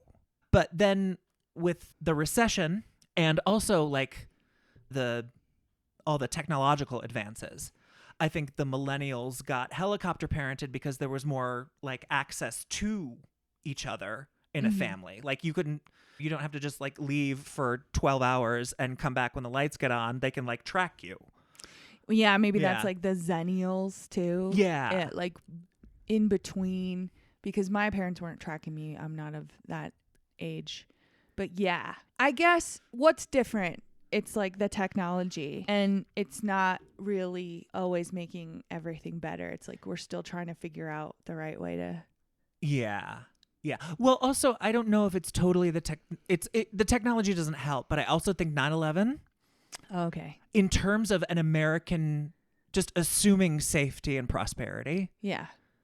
that was a Yeah. big trauma for most Americans, and especially like probably most Americans who had young kids at that point. Right. But then if you think about, we all experienced the trauma of 9/11. Yeah.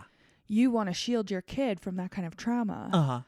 And then you don't think about it logically. Yeah. It's just an inherent thing that you want to do. Yeah. Think Jamie Spears, okay? Okay. Yeah. His mom killed himself. He wants to shield Britney from that by taking total control of her life. Yeah. Yeah. And So denying that- to the world that she has severe mental illness. So that now it is a fight within the fandom and everyone else being like, she shouldn't be free. She should be free.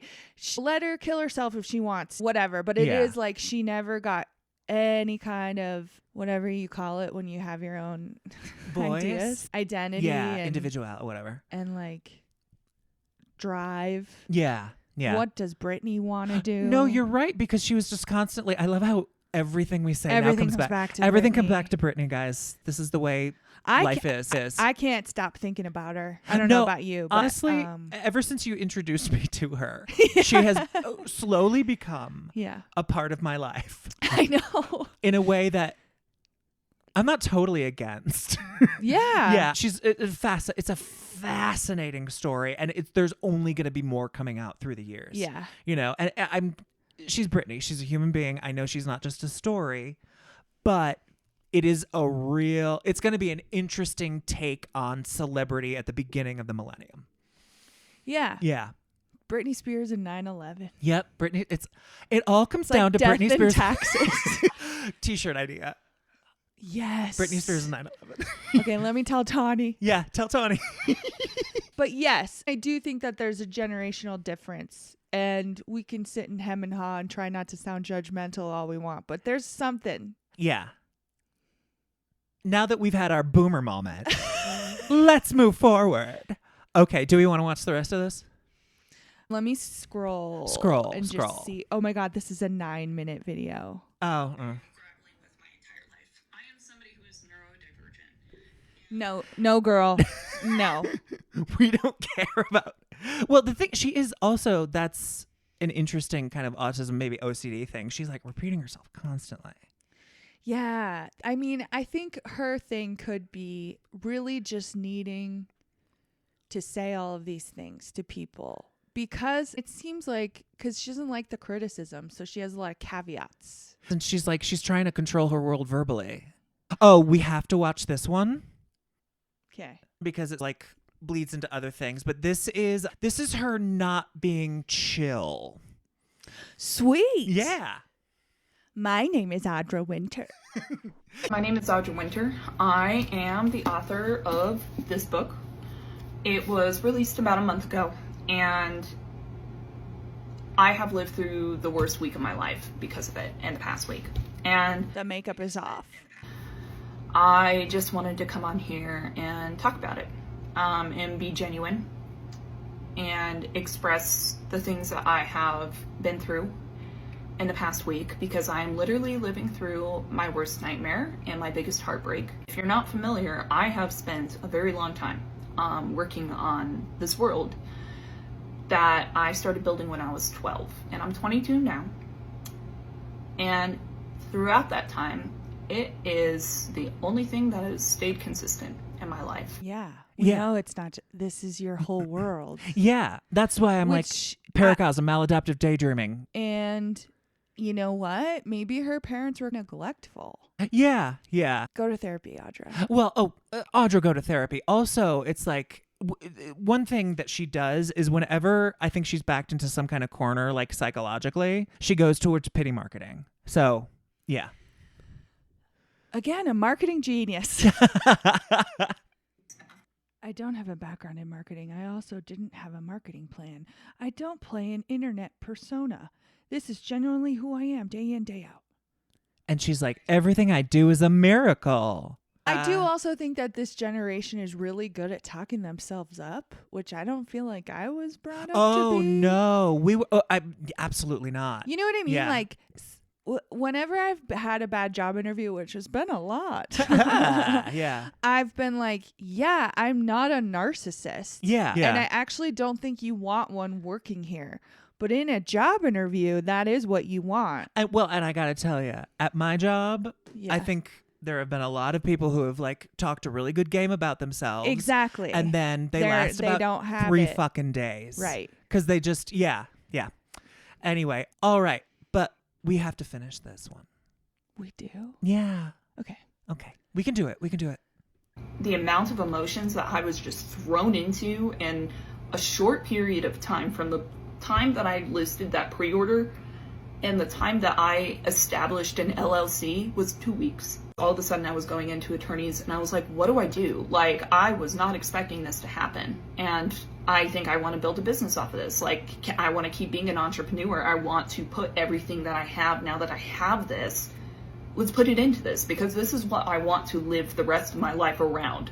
I ended up in late June, early July, packing and shipping and signing 5,000 books with a very small team, literally with my parents and 3 other people. Sarah, if you're watching this, I really appreciate you. In the last month, have experienced more fear than I ever have in my entire life.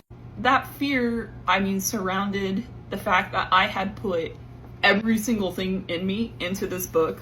Every single thing. And it is terrifying to ship 5,000 of these out to that many people at once, all receiving this highly anticipated, talked about thing. I've been on TikTok since 2018. I was there for hit or miss. I know that a lot of times, especially with like certain medias and creative avenues, it takes one negative video to spin it out of control. She writes, "This was before the current situation. You can see a change in my demeanor and eyes after I started posting about shipping books out. I just wanted people to enjoy it, and I was so scared of people hating it." Well, yeah, that's what happens when you release any sort of creative attempt.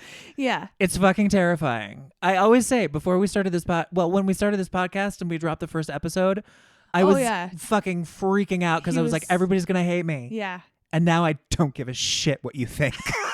It only takes time. I love you guys. I love you. I really do. But also I don't care. I love you, but if you have the wrong opinion, then fuck you. A couple days ago, I was up early and I was scrolling through my For You page. I unfortunately came across a video of another author talking about me. I felt something change in me that moment. The amount of like heart dropping that I felt while watching that video will stick with me forever. And I opened these comments and there's tons of people all going, "I was worried about this video was about me until you said these numbers." I just sat there for a little bit and went, how can you say that you were worried that it would be you? And then proceed to turn around and say that about another author. I don't know what the fuck she's talking about here. It doesn't make much sense. I have the video. Oh, okay. I think it's like there are people commenting who are afraid. It's like, oh, I thought this was going to be critical of my book. And she feels like some sense of betrayal from that, which I don't fully understand. All right. I can show you the video she's talking about. This horrible, mean video from a horrible, mean person who fucking hates her. It's always about this one video that she points to as the thing that just like ruined everything for her. And it's by another author named T.L. Lewis. He's a nasty man. I finished one of the worst fantasy books I've ever read, and we're going to talk about it. If you're an indie author and you're thinking about publishing your book, please stick around and watch, because this is something that you really need to hear. So this book that I'm talking about, I'm not going to mention the author. I don't want to give them any unwarranted hate from any people. I only have 200 followers, so I doubt that happened anyways. When I went into that book, it was very evident from the first couple of paragraphs that this was an unseasoned author with an unseasoned voice, which, fine. I will give an author grace, especially an indie author who is doing it themselves and they're trying to make a name for themselves, because that's something that I intend to do. Now, being a debut author does not mean this is the first book that they've ever written and it's the first book that they're publishing. It just means that it's the first book that they've published. But what a lot of indie authors do is they write their first book, they get excited, they start talking about it online, TikTok, Facebook, Instagram, whatever, and then they decide to publish that first novel that they wrote as their debut. The book was something that they had worked on for 7, 8, 9, 10 years, however long it was, but it was years. And when I started reading the book, it was very evident that they did not grow very much as a writer in those 10 years. It felt like what they were doing was adding a lot of world building or magic, whatever it was. And that's what the marketing was toward, was the magic, was the world, were the characters. I saw the marketing, I saw the blurb, I thought it was something I would give a try, and I did give it a try. But afterwards, that's when I went to the Goodreads reviews. Now keep in mind, this book sold thousands of copies on pre-order. They're selling thousands more as we speak. And it is an unfinished product. It is 100% an unfinished product that was probably unedited and just shoved out to the people because people were asking to read it. And those Goodreads reviews, when I went and checked, were at like 50, which is not a lot, but had an average rating of 1.8. It's not a finished product. It hasn't been edited. And so what does that mean? They're going to get flooded with more reviews, with reviews that are going to be very negative and are just in those reviews. The people leaving those have every right to do that. Does he say much more? No, I think that covers it. But isn't he a fucking bastard? Oh my what gosh. a rude piece of shit. I would never talk to him. No, what a... He's jealous. Jealous. He's a jealous hater. I see the comment, though. What? Me, about to go into cardiac arrest thinking it's my book. Oh. Quote, it sold 3, 4, 5, 6,000 copies on day one. Me, oh, thank God, it's not me. I'm not that successful.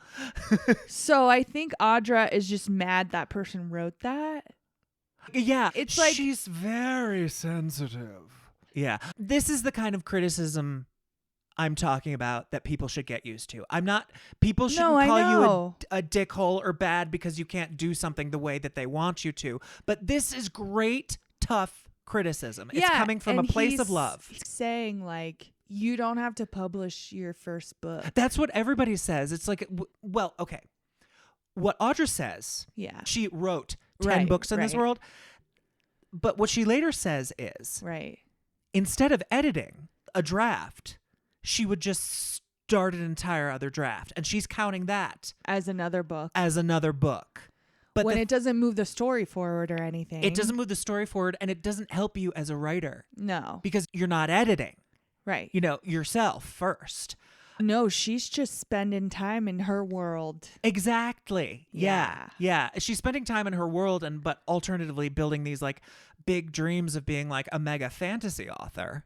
Right. Who doesn't want anything that comes with being like consumed by a lot of people and them having things to say about what you created. Exactly. Yeah. Yeah. And also it's like her constant focus on like, and it becomes more and more as the process goes along. She's talking more about, I'm an entrepreneur with a team of artists, and I've created this space for artists to come together. And now I want it to be a collaborative effort. I'm like, bitch, just write a book. Yeah.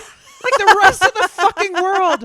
Just go in, edit your book, publish it, write it, revise it, get it done. You don't, this is what everybody's saying. Yeah. You don't need all this shit. Yeah. But that's her way of insulating herself. Yeah. From the criticism while pretending to take it in. Yeah. I would be actually very interested for her to go to therapy. I don't know if there's anything big there or if it's just not something that she's used to. Yeah. Being perceived by lots of people. Like just having to deal with like mass opinion is tough for anybody. Right. When you're thrown into it like that. But we talked so much about AA last week. Yeah. And I will say like something good about AA. You do a lot of work on seeing. So like when you write down all these people that you could have wronged. Oh, okay? Yeah. As we talked about last week. Yeah. I remember. Yeah. And I'm listening back to it and I'm like, oh, you don't know why. The reason why is I guess the thought process is if you don't work out whatever went wrong there, you might drink over it again.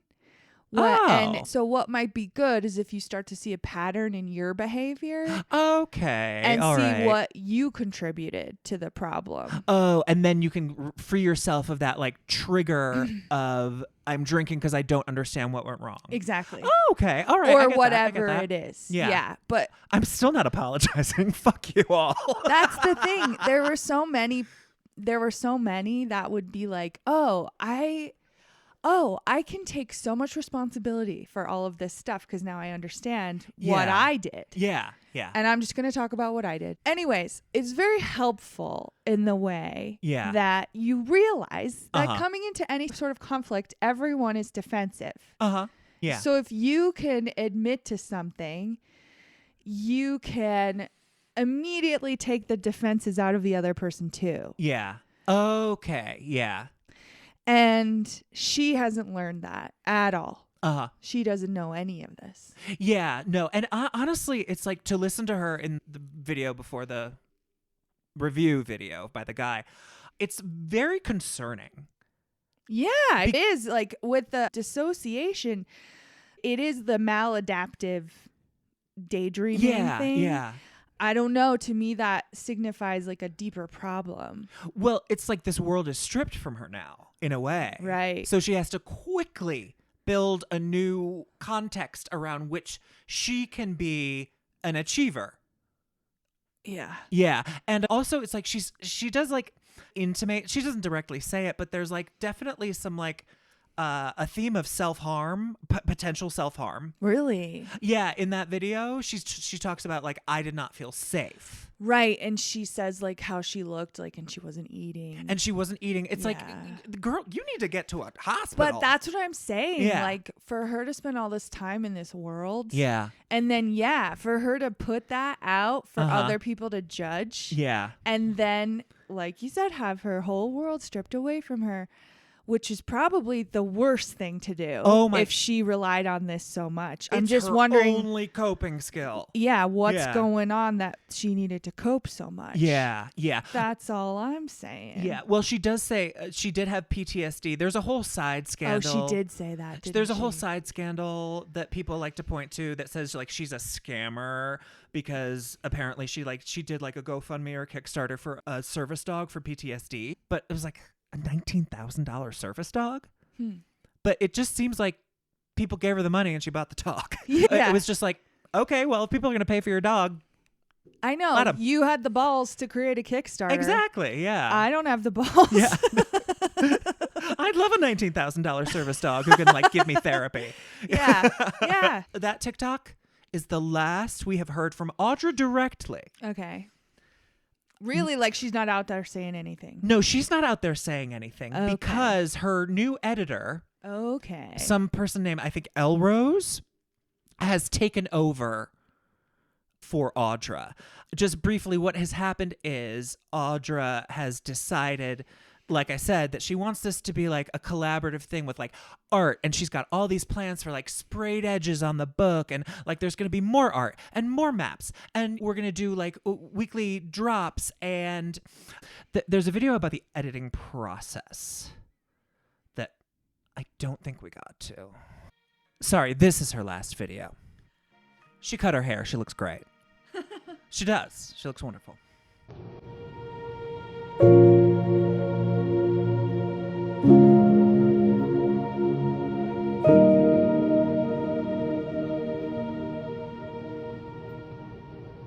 I believe I've been improperly introduced to you. I'm a 22-year-old entrepreneur, writer, and naturalist. Some of my favorite things are wolves, ecology, my dog, the ocean, and, of course, writing. You probably know me from that last one. In the past month or so, I have become known for what is literally my worst nightmare. So obviously we took some time to calm down and talk with the studio and make some plans, hire an editor. So now, let me tell you exactly what my goal is, what my intentions are, and who I am. I'm a full-time author and founder of a creative studio with artists from across the world all working to develop a literature-based multimedia series centered around the Zodiac-based fantasy world that I began developing when I was 12.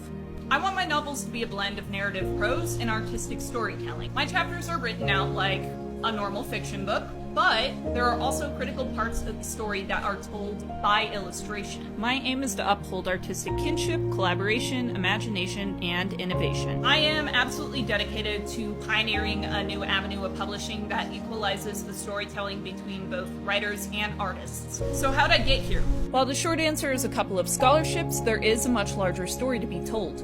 When I listed the pre-order for my debut novel, it instantly took off, even when I wasn't expecting to sell more than 100 copies at most. Instead of printing my books on demand, I contacted a large book printer that publishers use and ordered my stock of books to independently distribute. This allowed me to retain a significant portion of the profit made from a book sale, and I did all of this on a very small initial budget by pre-funding from the books themselves. I ended up selling thousands of copies of my debut within a matter of 3 months.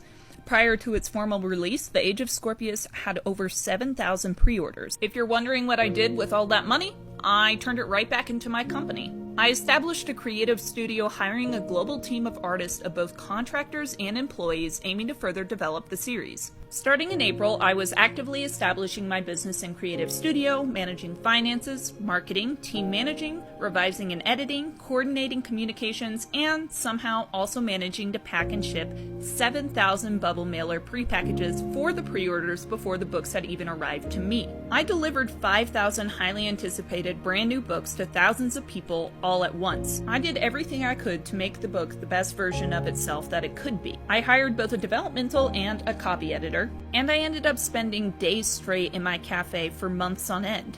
So, what went wrong, and why am I getting all this criticism? I realized a severe and critical error in my book. During the process of being thrown into the position as a business owner in April and May, I was also in the final copy edit and proofing stages of the book. From the amount of shock and exhaustion I was going through, I failed to give that critical process my full attention and fell short without even realizing it until after the book was in people's hands and this all started. If you want to know more about what exactly went wrong, we have now posted the first revised chapter to Patreon for free. Anybody can access it.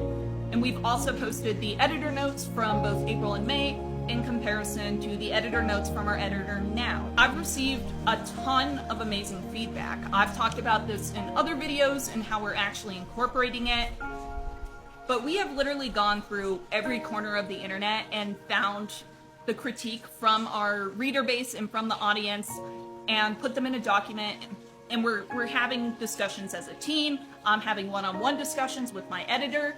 We're incorporating that. And I just wanted to say, like, genuinely, thank you so much for that feedback, because I am looking to improve as a writer, and I've been given this chance to improve as a writer, and I am super grateful for that, and I'm super grateful for the people who are willing to give us a second chance and give me a second chance as a writer. I love my team. I love my team, and I love what I do. It is every single thing to me. It is my entire heart and soul. 100% of my time, every waking hour and minute, goes to this. So let's try this one more time. My name is Audra Winter, and welcome to the world of Guardian. Starting in April, I was actively establishing my business and creative studio, managing finances, marketing, team managing, revising and editing, coordinating communications, and somehow also managing to pack and ship 7,000 bubble mailer pre-packages for the pre-orders before the books had even arrived to me. Could you stop for a sec? It was 5,000. Now it's 7. This is what I'm talking about. Yeah. It's not that she lies outright, but she inflates and inflates every time she talks about a thing. I'm wondering if they're teaching them to write resumes at a really young age, because everything is so resume sounding. You're right. No, everything is like so self-promotion. And you know how they want you to be really specific with like quantitative things? Yeah. How many did you do? Oh, 7,000 books. Yeah. And girl loves to write. Okay. So she wrote this voiceover. Yeah. She wrote it like a resume. Then she put this music to it. Yeah. And then she has all this B-roll. Like she should be in marketing. Yeah. I don't know what she could market. Well, no, but the thing is, but she loves this part. This video makes me think that she's girl bossing too close to the sun. Yeah. She is trying to girl boss her way out of this situation. Yeah. And it's not going to fucking work. Nope. Yeah. Because I don't know who wants to buy this book.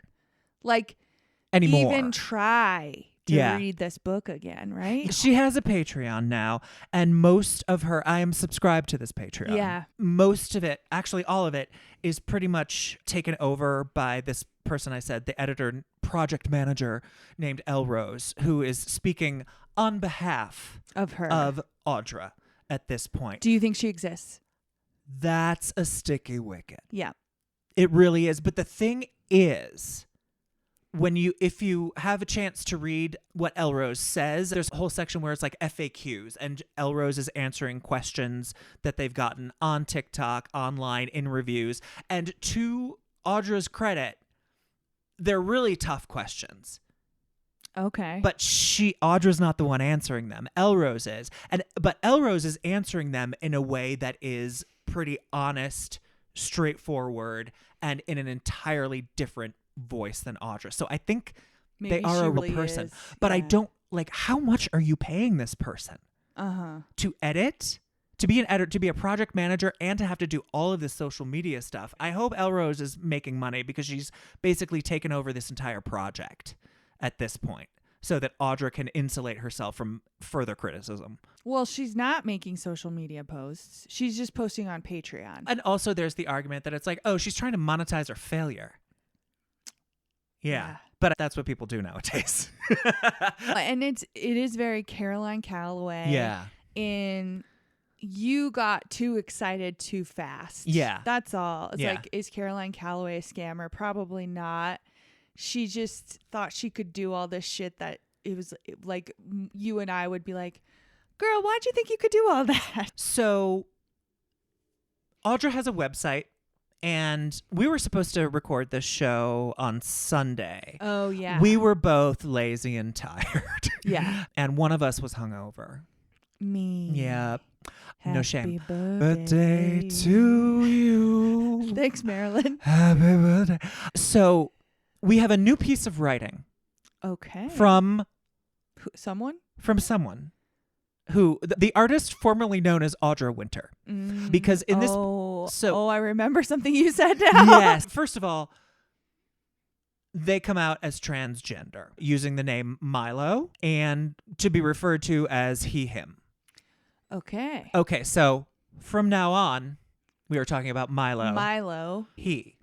So Milo writes this piece, a personal piece about their experience. This is not fiction, but it has to do with a comparison of Colorado wildfires to his experience dealing with the backlash from and the how book. it just kind of grew. Honestly, Did you read it? I had to do text to speech Yes. because it's so fucking long. Okay. It's a novella, first of all. Is it posted on his Patreon?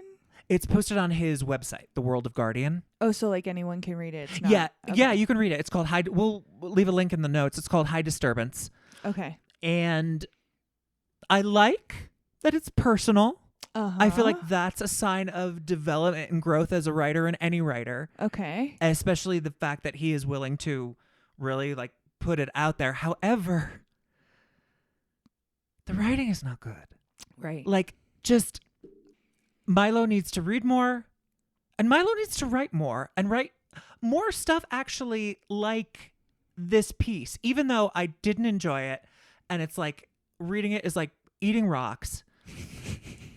That's how you actually develop, is by right. taking on these challenges artistically and emotionally that like force you to move forward as an artist.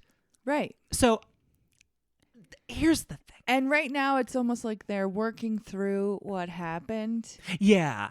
which might be good for them in some way. This is the whole thing about Milo and this whole saga, is that through it all, as annoying as he is, just as a general personality, Yeah.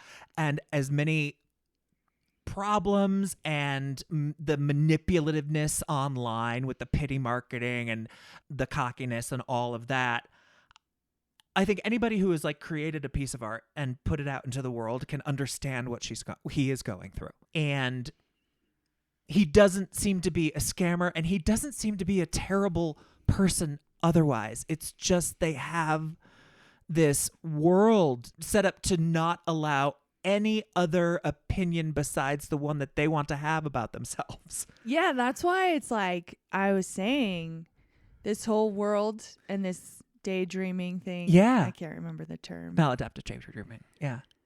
This is a deep mental thing. There's a core problem here. And that now is, yeah. I wonder if it seems like an interesting time to become another gender, and I'm wondering if he's always wanted to be a he, or if all of a sudden this just seemed like a good idea. This has coincided with a big change in Milo's life. Otherwise, he has moved to Finland. Oh.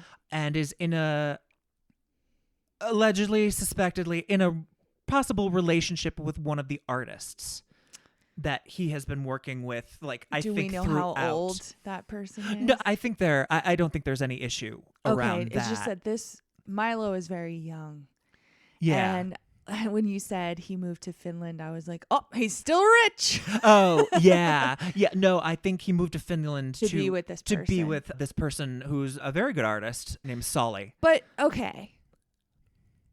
Here's another thing they say in AA. Uh-huh. There's a lot of things people do before they quit alcohol because they're not sure what's wrong. And it's like get in relationships and move because you're always trying to escape yourself. Yeah. And now they are also a whole new person. Yes. Yeah. Oh, God. At the end of the day, I really do hope for the best. Yeah. For him. I just hope that being in Finland and being in a relationship that I hope is not coercive or something. They've known each other for quite a while. Okay. It seems like a solid sort of thing. Friendship, It's at least. just the perfect storm, if you ask me, Yeah. for getting into a shitty relationship. Yeah, but I really, like, more than any other person that we've ever covered who are Yeah. usually... Just terrible. They're just terrible demons who deserve to be in the 9th level of hell. Like, Milo, I know don't the poor know. thing is just so young and doesn't know. So young, and also it's like I identify with certain things that he's going through, and also, and then we resent yeah. certain things because our generation doesn't have that. Yeah. You know what? The reason this story is what it is right now, and it is like overflowing from Book Talk, is because it is this fascinating. Yes. In terms of like a character study, there's a lot here, and I love it. Wow. Yeah. So anyway, that is going to have to be our episode. Yeah. Our single episode about Audra / Milo Winter.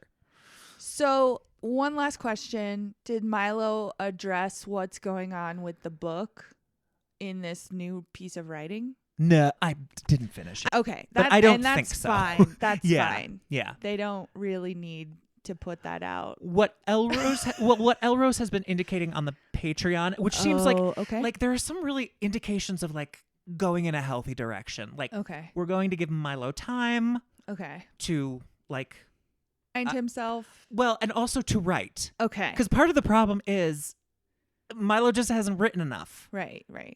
Of a variety of things. Yeah. So I'm hoping for the best. Whenever I think of like people that I hate and I'm comparing them to Milo, I think of Nick Viall. Really? Like, not even like the most horrible person we've ever covered, but Yeah. I just hate him so fucking much. You do, right? He's just a douchebag. Yeah. And not even, he's a douchebag because he thinks he's so cool. I know. He thinks he's so woke and great. There's a really good TikToker now that does dissect his advice to women. Oh my God. It's amazing. I bet it's brilliant. Send me. Send me. will. Okay. I'll link it in the show notes. But thank you, Nathan, for this very long and informative, I hope. Yeah, story. Yeah. It's a big one, and it frustrates everyone. So, who knew it would turn out like this, though? I know, right? Yeah. All right. Well, hoping for the best for Milo. Come see us at Reddit.